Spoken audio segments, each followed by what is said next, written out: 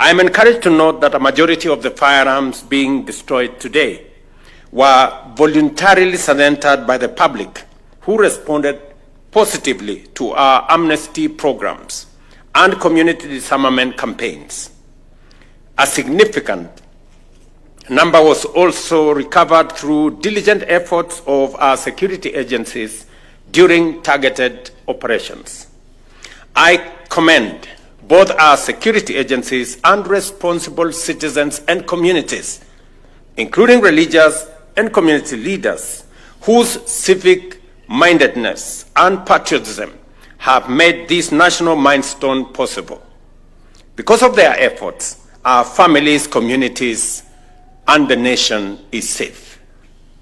The government's commitment to safeguarding the lives of Kenyans, as enshrined in our Constitution, continues to guide our actions in combating the proliferation of illicit arms.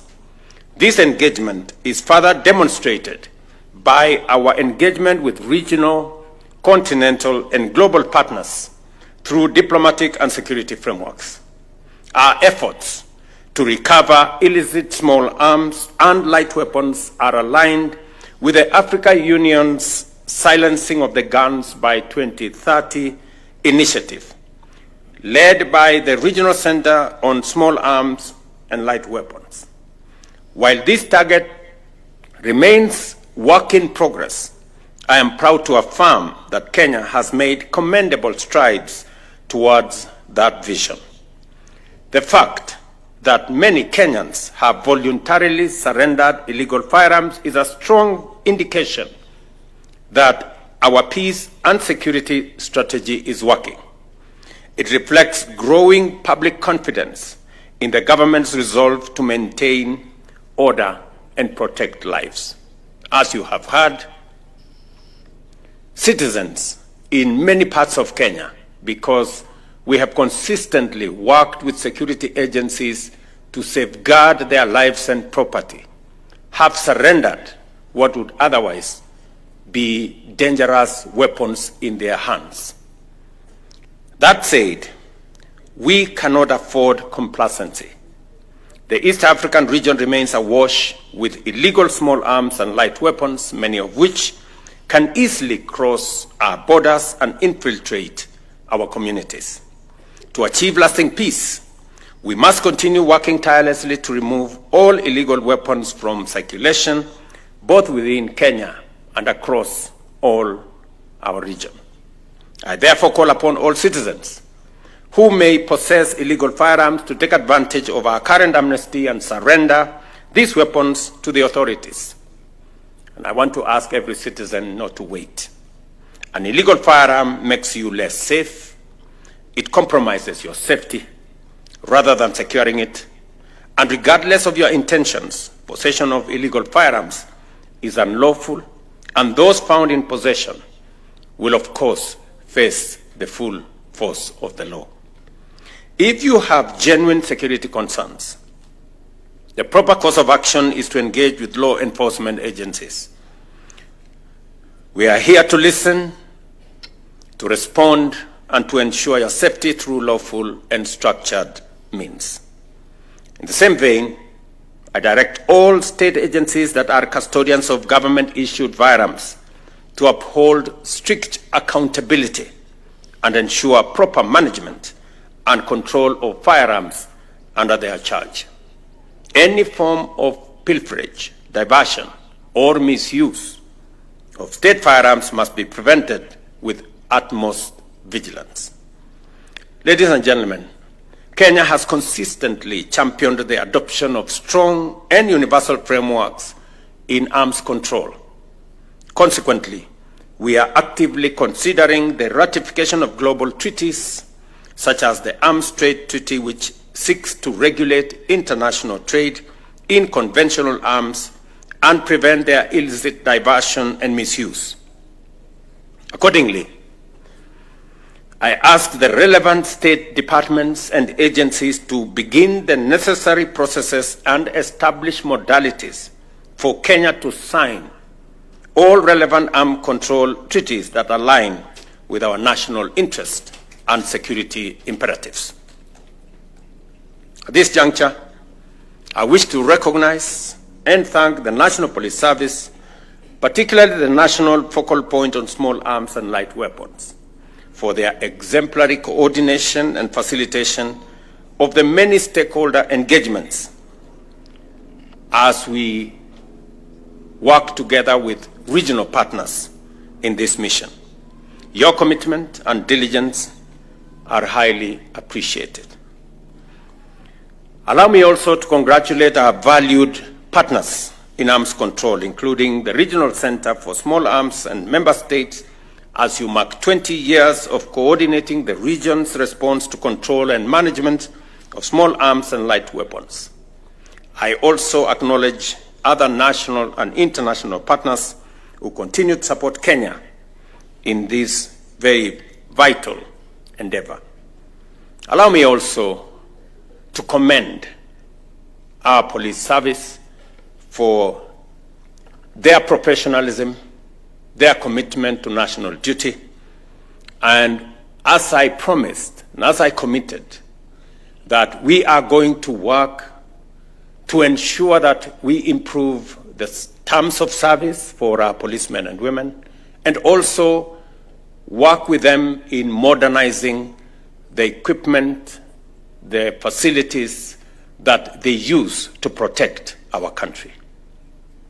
So far, in the last 2 years, we have spent close to 9 billion shillings in the modernization of equipment and making sure that our policemen and women have what it takes to protect the nation. In this year's budget, we have made additional provision to ensure that we equip our policemen and women with the most modern equipment, most modern facilities to make sure that they secure the assets, the property, the lives of the people of Kenya, and also to make sure that we professionalize our police service and to eliminate policemen and women who abuse the authority they have. I am confident that the police academy in this compound is going to serve to ensure that we train, we equip our commanders in courses that will enable them be able to provide leadership to our police men and women. Let me also commit that as we do this, ensuring that every policeman and woman, as they discharge the noble duty of protecting the lives of Kenyans and their property, they are adequately covered by insurance, adequately supported, as I said last week, with proper housing program, a proper insurance program, to ensure that they can protect our country. Because any meaningful development is anchored on peace, security, and stability. And that we must work together to make sure that it becomes part of our architecture.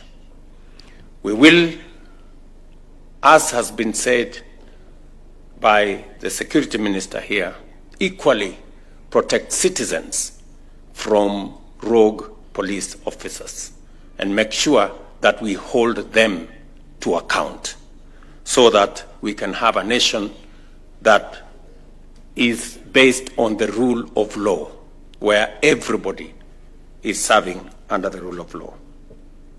Let me also say to the people of Kajiado, asanteni sana kwa kutukaribisha leo Kajiado. Tumeshukuru sana. Na vile gavana wetu alivyosema, tumefika hapa leo, vile gavana wetu alivyosema, niko na mpango ya kutembelea kaunti yetu ya Kajiado, ndio tuweze kupangana na mambo ya maendeleo ya sehemu hii. Mimi nataka niwahakikishie kwamba mambo ya maji, kwa mfano, tumemaliza Northern Collector Tunnel. Sasa maji itaongezeka mji wetu wa Ngong, mji wa Kiserian, mji wa Rongai.